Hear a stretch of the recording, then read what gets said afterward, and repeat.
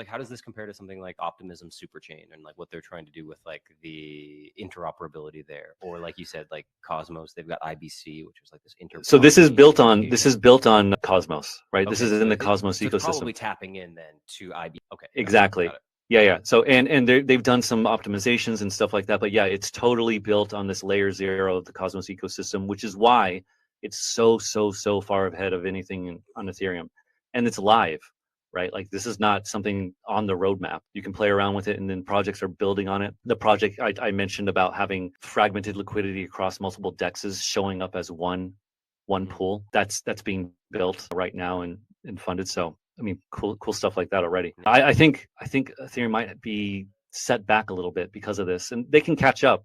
But I wouldn't be surprised if Cosmos sees kind of like a catch-up phase this cycle because of this ability to interoperate.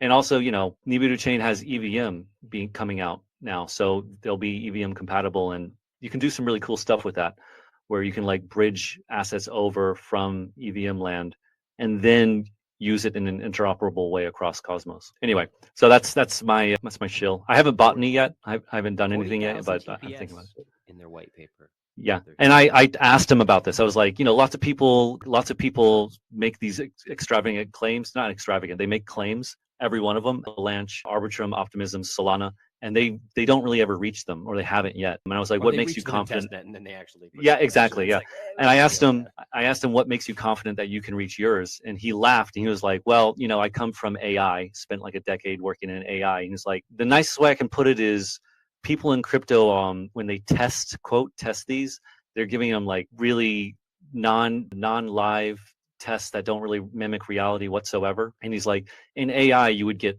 run out for testing so poorly, right? And he's like, so I'm pretty confident our tests are very robust and they mimic what a real live blockchain would look like. And so I think we can do it.